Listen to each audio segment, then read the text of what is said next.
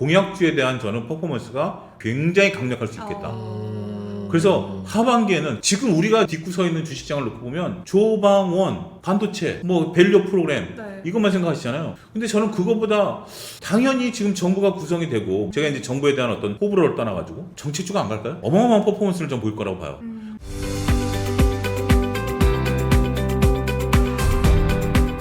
새로운 걸 좀 알고 싶어요. 예. 어떤 걸 좋은 좀 업종으로 보고 계시는지 일단 궁금합니다. 그렇죠. 올 하반기에 이제 어디를 좀 투자해야 네. 되느냐 이 이야기를 해보도록 하겠습니다. 저는 이제 올 하반기에 조방원이 갈 거냐라고 보면 근데 그때 변동성이 시작됐어요. 그래서 조방원이 갈 가능성은 좋은 주식이에요. 근데 지금 여기서 우리가 20-30% 수익을 보기에는 좀 버거울 수도 있어요. 너무 많이 올랐죠. 네, 너무 많이 올랐기 네. 때문에 그리고 많이 이제 기대감 갖고 올라왔기 때문에 이게 끝났다라고 보여지는 않아요. 근데 잠깐 좀 접어두자고요. 지금 이제 많이 익히 다 알고 있는 거 가지고 얘기해봤자 그럼 굳이 뭐 많은 분들이 이 방송 시간 내서 볼 필요 없겠죠. 저희가 이제 녹화하는 일 기준으로 보면 얼마 안 있으면 이제 요 근래 정부에서 개혁위원회에서 이제 그런 안들이 나옵니다. 그 안이 나온 다음에 일단은 이제 각 지금 국무장관들이 이제 위원들이 이제 형성이 되고 있죠. 그분들이 이제 각 부처의 장관들이 되고 나면 정부 정책들이 나와요. 원래 이제 우리가 주식을 할 때 이재명 대통령이 대통령 되기 전에 공약주가 얼마큼 올랐습니까? 엄청 올랐죠. 엄청 올랐죠. 공약주가 올랐고 공약이 정책화되는 과정에 지금 이제 공백기죠. 그러면 이제 정책으로 결정되면 지금 이재명 정부 성격상 정말 불같이 밀어붙일 것 같죠. 해수부도 가라. 올해 가. 네. 이런 정도잖아요. 그래서 예를 들면 뭐 AI 고속도로 닦겠다. 올해 까라. 이럴 정도의 이제 예를 들자면 불도저 같은 성격이기 때문에 그 역대 어느 정부보다 공약주에 대한 저는 퍼포먼스가 굉장히 강력할 수 있겠다. 그래서 하반기에는 지금 우리가 딛고 서 있는 주식장을 놓고 보면 조방원, 반도체, 뭐 밸류 프로그램 네. 이것만 생각하시잖아요. 근데 저는 그거보다 당연히 지금 정부가 구성이 되고 물론 이제 인수위 없이 만들어졌기 때문에 빠르게 정부를 구성하고 난 다음에 지금 대통령 맨날 전임 장관들 데리고도 지금 일을 저렇게 하는데 신임 장관들대로 일을 얼마나 하겠습니까? 제가 이제 정부에 대한 어떤 호불호를 떠나가지고 정책주가 안 갈까요? 어마어마한 퍼포먼스를 좀 보일 거라고 봐요. 근데 그러면 어떤 정책주가 갈 거냐? 네. 그건 저도 모르죠. 만약에 근데 예를 들면 뭐 우리 저출산이 나왔다라든지 아니면 우리가 뭐 AI 고속도로 전력 고속도로 깐다라든지 그런 게 나오면 엄청난 폭발력이 있을 거다. 전력은 한번 건들지 않을까 싶어요. 당연히 전력을 건드겠죠. 왜냐하면 이게 지금 반도체랑 연결이 돼 있고 맞습니다. 근데 이 전력을 그러면 어디서 또 발전원을 뭐로 할 거냐가 되면서 무탄소로 가자. 네, 그 무탄소 하면 태양광, 풍력, 원전 셋밖에 없잖아요. 맞습니다. 이거와 전력망 네. 이거에 대한 관련 송배전. 예. 네. 분명 그때 한창 토론회 때 그런 얘기도 많이 했었거든요. 네. 그런데 지금 아까 정책이 뭔가 따잔이 나온 게 네. 없으니까 다음번에 거기서 잭팟이 나올 수도 있겠네요. 잭팟이 나오고 또 AI와 관련해서 우리가 지금 하드웨어는 보고 있습니다만 특별히 소프트웨어 관련해서 우리나라가 지금 뭐 네카오 말고는 움직인 게 없잖아요. 근데 의외로 뭐 보안이라든지 아니면 여기서 뭔가 정부가 활용할 수 있는 소프트웨어라든지 이런 쪽에서 잭팟이 나올 수도 있고요. 그렇기 때문에 지금은 만약에 여러분들이 조방원이라든지 다른 쪽에서 수익이 난 것들이 있으면 이걸 지금 내가 팔아서 뭘 살 것인가의 부분에 있어서는 조금 현금을 비축해 두자. 그래서 그런 것들이 나올 때 지금 이제 대표님 말씀하신 것들도 있고 만약에 뭐 K컬처에 대한 부분들이 하면서 정부가 한한령 해제하면서 확 밀어버린다라든지 그쵸, 그쵸. 뭐 이런 부분들도 있어요. 지금 이제 시진핑 주석을 이제 우리가 초청하면서 이런 부분들도 있기 때문에 그때 실탄이 없는 것만큼 네. 정말 가슴 아픈 거 없습니다. 그래서 지금 여러분들이 조금 참는 것도 좋은 것 같아요. 지금은 그렇게 좀 실탄을 좀 마련한 다음에 제가 얘기하는 게 좀 무리라고 생각은 안 하시잖아요. 충분히 우리가 예측 가능한 거고 그쵸. 단지 이제 뭐가 나올지 당장 지금 내일 나와 뭐가 나오긴 나오는데 뭐가 나올지는 모르지만 나오면 폭발할 거야 라고 하면 오늘 현금을 쥐고 있어야죠. 네. 그런 상태에서 한번 확 밀어붙이는 게 저는 그게 빠르면 9월부터 얼마 안 남았네요. 왜냐면 이제 대통령한테 업무 보고 들어가면서 그렇죠. 정책들이 나오니까 그런 것들을 여러분들이 지금은 그런 뉴스를 보셔야 될 것 같아요. 조선 가요, 방산 가요. 미래를 봐야 된다. 뭐 그런 보다는 우리가 당장 뭐 내년에 우리가 지수가 5천 뭐 가냐 안 가냐를 떠나서 그런 가을에 어떤 그 이벤트들을 보게 된다라면 의외로 재밌는 수익들이 날 수 있겠다. 에이펙이 11월에 한국에서 열리잖아요. 네, 경주에서. 네. 그러면 그때 이제 중국이 좀 한한령 해제라든가 뭔가 선물 보따리를 가지고 올 수도 있잖아요. 저는 충분히 있다라고 보는 게 그게 지금 우리가 이제 지금 하는 것들이 시진핑 주석의 이제 뭐 한중 정상회담 거의 기정사실화된 거 아니겠습니까? 그러니까 이제 단체 비자를 또 우리가 1년 동안 또 다시 풀어준 거죠. 그렇기 때문에 저는 그 부분이 원래 저는 한한령 해제에 대해서 긍정적인 건 아니었는데 원래 이제 윤석열 정부에서 좀 중국과 이제 대척점 문제점인 부분들이 있었잖아요. 근데 시진핑 주석이 한국을 방문한다라는 것은 어마어마한 거예요. 더군다나 시진핑 주석이 이번에 또 다시 연임됐잖아요. 또 연임됐기 때문에 이제 시진핑 주석은 거의 뭐 영구 집권 상태로 이제 가는 거죠. 푸틴 대통령처럼 영구 집권 상태로 가는 거고 이재명 대통령이 축전을 또 보냈고 그런 부분들이 있기 때문에 더군다나 지금 중국 입장에서는 자 미국이 저렇게 압박을 해오고 있는 상태인데 지금 다른 나라들하고는 관세 협정을 다 웬만한 나라들은 했지만 중국 또 연장해 버렸잖아요. 서로 얘기가 잘 안 맞는다라는 것도 있고 마지막에 정말 중국 입장에서 히토리라든지 이런 것들을 지울 수 있기 때문에 쉽지 않은 상태인데 중국 입장에서는 뭐 그래 뭐 니네 마음대로 해라라고 하지만 한 표가 아쉽죠. 한국이란 나라가 나름대로 어떻게 보면 중국 입장에서는 한국이 미국 쪽에 붙어주지만 않아도 그러니까 제 얘기는 뭐 우리가 뭐 친중하겠다라는 게 아니라 원래 우리나라가 가장 부흥했을 때는 역사적으로 보면 우리가 딱 균형을 잡았을 때로 저는 역사를 그렇게 배웠거든요. 우리가 균형을 잡았을 때인데 지금 중국 입장에서는 오히려 우리가 균형을 잡는 게 곤혹스러울 수 있는 것이 아니라 오히려 자기들한테 도움이 된다라고 생각할 수 있겠죠. 균형을 잡아주고 이쪽으로 너무 치우치지 않는 일본처럼 저쪽으로 너무 치우치지 않는 그런 모습만 보여주게 된다라면 시진핑 주석이 우리나라에 와서 그 정도만 얻어가도 그들은 얻었다라고 생각하는 거 아니겠습니까? 군산에다가 사드를 놓는 입장에서 보면 이번에 들어갔잖아요. 중국 입장에서는 그럼에도 불구하고 시진핑 주석이 우리나라 와서 그렇게 된다라면 저는 한한령 해제까지도 충분히 열릴 수 있다 보는 거예요. 그러면 한한령 대비해서 해제 대비해서 살을 좀 미리 빼두셔야 되겠네요. 중국 진출하셔야 돼요. 근데 이게 나 살 좀 빼야 되겠다. 살 좀 빼야 되겠다. 근데 이게 진짜 노하우인데 네. 제가 옛날에 한 8, 9년 전에 동남아를 가면 그땐 저는 이렇게 살이 안 쪘었어요. 근데 이제 중국 분들이 이렇게 살이 찌는 분들이 많았어요. 네. 살이 찌는 분이 많았는데 제가 요즘 한 2년 전에 살이 쪘 그때도 살이 쪘다 다시 빠졌다 네. 동남아를 갔는데 보통 그런 거 있죠. 짝퉁 시계 사세요. 뭐 이렇게 쇼핑센터에서 막 그런 분들 있잖아요. 저를 알아보고 그러더라고요. 난 중국 사람처럼 생긴 거 아니냐고 내가 이제 말을 걸어봤어요. 그랬더니 저희 노하우예요. 한국 사람하고 중국 사람은 저희 보면 알아요. 보면 알죠. 네. 근데 요즘은 중국 사람들 여성분들 화장들 하고 다니고 그래가지고 칠판에서 확 바뀌어서 여성은 구분 못해요. 맞아요. 인제 구분 안 돼. 남성 구분을 지켰어. 아직. 그래요?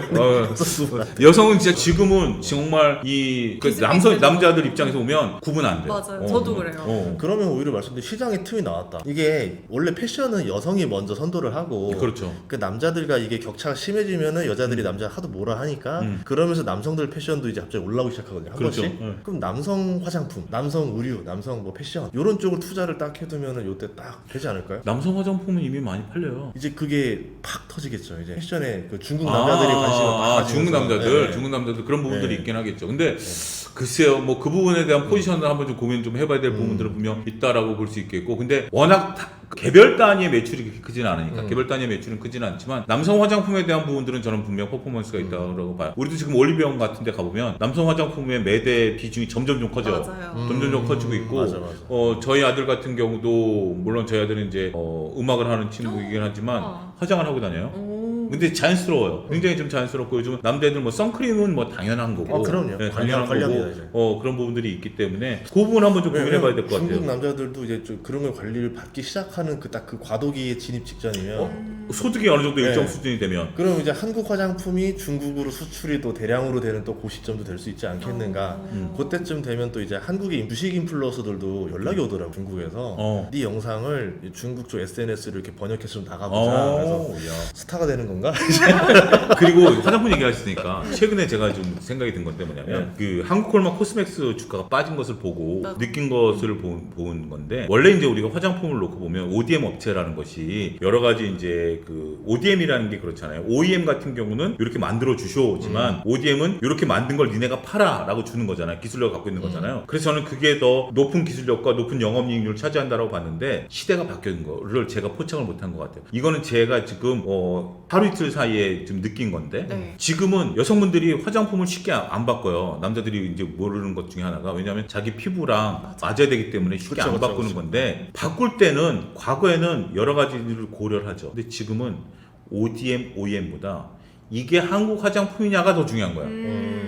그래서 과거에는 저는 아모레퍼시픽을 한동안 오랫동안 추천 안 했어요. 오히려 ODM을 봐라. ODM은 이게 중국 로컬 제품이 되던 미국 로컬 제품이 되던 한국 로컬 제품이 되던 중국 로컬 제품도 퀄리티가 확 올라왔으니까 다 팔리는 건데 이제는 똑같은 제품이면 옛날에 우리가 그런 거 있었잖아요. 뭐 갈색병 뭐 특정 제품들이 팔린 것처럼 지금은 예를 들면 에센스 그러면 이게 에센스가 가성비가 있느냐라는 게 아니라 한국 거야? 더 좋아요. 한국계. 한국계 더 좋으니까 네. 그런 거예요. 그게 콜마가 만들었냐 코스맥스 만들었냐가 중요한 게 아니라 그렇죠. 한국 거야? 라는 거예요. 그러면 저는 한국 화장품에 브랜드가 있는 회사 그걸 보자. 그러니까 ODM 업체들은 여러 가지가 엮여 있습니다만 이제는 우리가 캐더온 효과라는 것들을 통해서 아니 박물관에 그렇게 줄 쓴 거가 이례적인 거잖아요. 그런 부분들을 놓고 보면 이제는 브랜드를 갖고 있는 우리 화장품을 보자.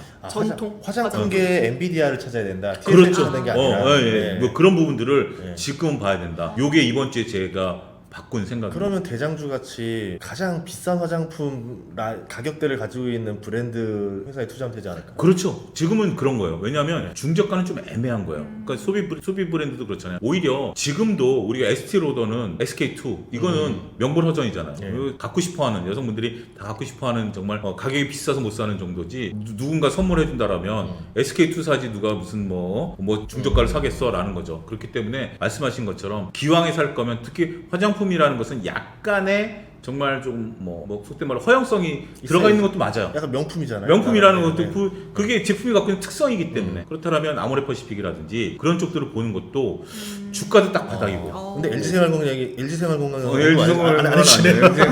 원래 양대 산맥이었. 우리가 이제 시대를 보고 이걸 좀 바꾸어 나가는 것들 그런 것들도 상당히 좀 중요한 포인트가 아니겠나 싶어요. 그럼 저는 여기서 또 궁금해지는 게 되게 힌트 많이 주셨잖아요. 뭐 공약주부터 시작해서 네. 뭐 중국 관련한 거 화장품까지 네. 얘기해 주셨는데 이제 미국에서 혹시 금리를 인하게 되면 네. 바이오 쪽도 좀 괜찮지 않을까 싶어요. 저는 네. 개인적으로 금리와 바이오의 상관관계를 버리자. 왜냐하면 바이오가 이제 우리가 이제 금리를 인하하게 되면 바이오가 이제 임상개발비라든지 여러 가지 이제 막대한 비용들이 줄어드니까 기업이 부담이 주는 건데 25bp 금리 인하를 한다 그래서 기업이 얼마나 비용이 줄어들까요? 라는 부분이 있어요. 그러니까 이런 식으로 접근해야 될 것 같아요. 그러니까 펀드멘탈의 변화보다 심리적인 요소가 더 강하다. 그러니까 심리적인 요소는 그렇게 길게 갈 수는 없다. 길게 갈 수는 없기 때문에 그런 것들에 따라서 모멘텀 투자는 가능하겠지만 미국이 9월달에 금리 인하를 하게 되면 우리는 이제 8월 아니면 그 다음 이렇게 금리 인하를 하겠죠. 그런 부분들에 대해서 투자들이 현명해지는 게 지금 금리 인하 얘기가 나왔음에도 불구하고 지금 제약바이오가 안 올라요. 더 큰 문제는 그거보다 큰 놈이 뒤에 기다리고 있죠. 덩치 큰 차용주가 뭐다? 관세. 두 가지 관점으로 보셔야 돼요. 첫 번째 관세가 없다 하더라도 제약바이오와 우리가 금리 인하를 도식적으로 보는 시각을 좀 버리자. 그건 이제 과거의 관행이고 두 번째는 트럼프 제약바이오 관세와 관련된 부분들이 아직 확정 안 됐다. 트럼프도 어떤 마음인지 모르겠다. 지금 이제 상호 관세도 아직 최종 확정도 안 됐고 품목 관세도 안 됐고 바이오도 안 됐고 어떻게 보면 이제 뚜렷하게 된 부분도 없는 상태인 것 같아요. 그렇기 때문에 지금 이 부분이 해결될 때까지는 바이오 투자도 조금 어렵다. 단지 이제 9월달에 이제 기술 이전과 관련된 리가캠이라든지 알테오젠 같은 경우가 약간의 반등성, 그다음에 이제 9월이면 학회들이 열리니까 맞아요. 그런 것들에 대한 좀 반등성들이 있긴 하겠습니다만 결정타는 관세겠죠. 그게 좀 마무리될 때가. 근데 의외로 25일날 이재명 대통령께서 미국을 방미한 다음에 관세 문제도 해결될 수도 있어요. 만약에 반도체처럼 임기 내에 첫삽을 뜬다라고 하면 충분히 가능성이 있죠. 저는 의외로 지금 기다리고 있는 게 롯데바이오 상장을 기다리고 있습니다. 롯데바이오 상장. 롯데바이오는 미국 공장을 인수해서 롯데바이오로 만든 거거든요. 네. CDMO 공장이기 때문에. 관세가 없어지네요. 예, 관세가 없는 미국 공장이니까. 네. 그럼 우리나라 공장이 있는 게 아니기 때문에. 저는 이제 이런 게 되면은 네. 거기 들어간 소부장. 이제 미국으로 건너가야 되니까 바이오에도 소부장이 있더라고요. 근데 다 중국 쪽이 밸류체인을 많이 먹은 많이 상태라 했죠. 예. 소부장들도 중국계가 많았는데 그거를 건너뛴 한국 단독 기술의 소부장들. 미국으로 건너가면 얘네도 같이 또 납품이 되니까 그런 쪽도 좀 괜찮지 않을까 보고 있어요. 여러 가지로 좀 네. 그러니까 아이디어를 이렇게 여러분들 네. 짜시는 거예요. 저는 지금 이제 대표님처럼 그런 것들이 굉장히 좋은 것 같아요. 우리 도시적으로 딱 하나 보이는 거 아니라 그러면 이게 뭘까? 이거는 어떻게 연결될까? 저는 이제 제가 옛날에 터틀 트레이딩이라는 책에도 썼는데 멍 때리는 시간이 굉장히 중요한 것 같아요. 투자자들은 간혹 진짜 차 한 잔 놓고 아니면 정말 침대에 누워서 아니면 소파에 누워가지고 야 하이닉스가 저러면 엔비디아는 어떻게 되고 그러면 삼성전자 도대체 어떻게 되느냐? 이런 거. 꼬꼬무를 좀 해야 되네요. 꼬꼬무를 하면 그다음에 바이오가 저렇게 되면 정말 우시바이오는 어떻게 되니? 우시바이오 그쵸. 업체들이 예. 그럼 우회로를 안 뚫을까? 막 하다가 막히면 딴 걸 또 보는 거예요. 아니면 찾아보고 챗GPT한테 물어보고 네. 이러다 보면 그게 나만의 엄청난 노하우가 되는 거예요. 저 같은 경우도 이렇게 정말 와이프가 맨날 그 반놀리는 당신은 가끔 뭐 멍하게 앉아있는데 방송 나가서 얘기하는 거 보면 줄줄줄 얘기해. 그러니까 지금 그러다 보니까 이재명 대통령이 저러네? 저러면 뭔가 좀 되지 않을까? 그럼 저도 생각, 그러면 당연히 방송 나갈 때마다 하반기는 뭘 나갈 것이냐 물어보면 나는 뭐라고 대답을 해야 되지? 그러면 그래, 대답을 하기 전에 그럼 진짜 하반기엔 뭐가 갈까? 이런 것들을 자꾸 생각을 하면서 그게 이제 내 계좌를 풀려주는 맞아요. 정말 좋은 투자의 때가 되는 거죠. 그럼 갑자기 또 궁금한 네. 게 혹시 소장님은 차트도 보세요? 당연히 차트도. 차트도 보세요. 그러니까 저는 윌리엄 오닐이라는 투자자를 제 그 투자의 모토로 삼고 있는데 네. 그분이 이제 캔슬림이라는 말씀을 하셨어요. 캔슬림은 좋은 이제 기업들을 영업이익률이 이제 3년 동안 늘어나는 좋은 기업들을 찾고, 근데 우리가 이제 재무제표, 저는 이제 재무제표 책도 썼습니다만 재무제표는 이게 이제 좋은 기업인지 아닌지를 판명하는 데 도움이 되지만 투자 시점을 알려주진 않아요. 투자 시점은 차트가 알려줘요. 그래서 저는 투자자는 모든 것을 다, 그러니까 우리가 축구 잘하는 사람은 양발을 다 써야 되잖아요. 양발 양손을 다 써야 되기 때문에 저는 차트도 굉장히 중요한 걸로 봐요. 어떨 때는 차트만 놓고도 투자를 해요. 지금 이제 저는 2차 전지가 차트 플레이가 가능하다. 뭐 ESS인지 리튬인지 뭔지 저는 잘 모르겠어요. 하지만 차트가 너무 추세가 이뻐요. 그러면 충분히 투자가 가능한 거고, 네카오 같은 경우도 서너 달 전에 제가 뭐 MTN이나 이런 데서 제가 방송에서 워딩으로 그랬어요. 왜 오르는지 모르겠어요. 근데 차트가 바닥에서 너무 이뻐요. 올라가는 거 이건 투자 볼 만한, 단 차트 플레이이기 때문에 차트가 꺾이면 팔아야 됩니다. 라는 식으로 보는 거고, 그렇게도 이용을 하지만 우량한 주식들이 정확히 타점이 나왔을 때는 네. 차트를 보고 사는 거죠. 우리는 개인 투자자들은 돈도 한정돼 있지만 네. 노력과 시간도 한정돼 있다고 봐요. 따라서 감나무 밑에서 감이 좋은 감이라서, 맛있는 감이라서 가서 입 딱 벌리고 있으면 벌레도 들어오고 먼지도 들어오고 하지만 이렇게 보고 있는 거예요. 좋은 감나무들을 보고 있는 거야. 딱 보고 있다가 저놈이 떨어질 것 같은데 가서 입 싹 벌리는 거지. 그게 차트예요. 저는 그게 차트라고 봐요. 투자자들이 차트만 봐서는 안 되겠지만, 그렇다고 극단적인 가치 투자하시는 분들은 차트는 안 보지만 저는 또 거기에도 동의하지는 않습니다. 저는 오늘 인사이트를 얻는 것도 굉장히 너무 유익했는데 내가 너무 항상 내 생각을 잘 안 하고 남 얘기만 들으려고만 했나 보다, 이 생각 좀 반성을 하게 됐어요. 앵커니까 남의 얘기를 들어야지. 근데 네. 이제 아까 전에 말씀해 주셨다시피 좀 꼼꼼을 하는 시간들이 하루에 딱 30분이라도 좀 필요하겠다. 네, 그럼 오늘 차영주 소장님과의 이야기는 여기서 마무리를 해보고요. 책 얘기를 못했어요. 네. 잠깐 책 소개 한번 해주시죠. 예, 어떤 내용이 이게 들었습니까? 주식투자 필독서 40이라는 책인데요. 네. 여기 보면 이제 40이 책이에요. 책 권수입니다. 우리가 이제 주식 투자를 하는 데 있어서 커리큘럼이 좀 많이 없다라고 생각을 하시는 분들에게 제가 제 나름대로, 제 기준으로 꼭 읽으셔야 된다라고 생각하는 책 40권을 선정을 했습니다. 여기는 이제 그냥 단순하게 뭐 우리가 유명한 책만 선정했다라기보다는 고전, 그다음에 기본적 분석, 기술적 분석, 계좌관리, 심리관리 이런 것들을 다 토탈했기 때문에 여러분들이 한번 그냥 가볍게 읽으실 수 있게 뭐 한 서너 쪽들밖에 안 돼요. 보시고 정말 이 책을 내가 깊게 봐야 되겠다 하면 원전을 찾아서 보세요. 다 구할 수 있고 도서관에 있는 책들이고 다 국내에 나와 있는 책들이에요. 여기에 보면 뭐 미국서, 국내서, 일본서, 중국서 다 국내에 나와 있는 번역서들과 국내 저자들이 쓴 책들이 있기 때문에 한번 좀 많이 찾아주셨으면 좋겠습니다. 이게 한 권만 읽으면은 40권 읽은 것처럼 그렇습니다. 이야기할 수 있는 거잖아요. 다 이걸 좋아요. 쓴 거죠. 예. 사실 제 주변에서도 저한테 책 추천해달라고 진짜 많이 네. 물어보는데 네. 뭘 말해야 될까요? 여기 보시면 될 것 같아요. 네, 이거 한번 보시면 될 것 같습니다. 네, 그럼 오늘 소장님 말씀은 여기서 듣겠습니다. 오늘 출연해주셔서 감사합니다. 예, 감사합니다.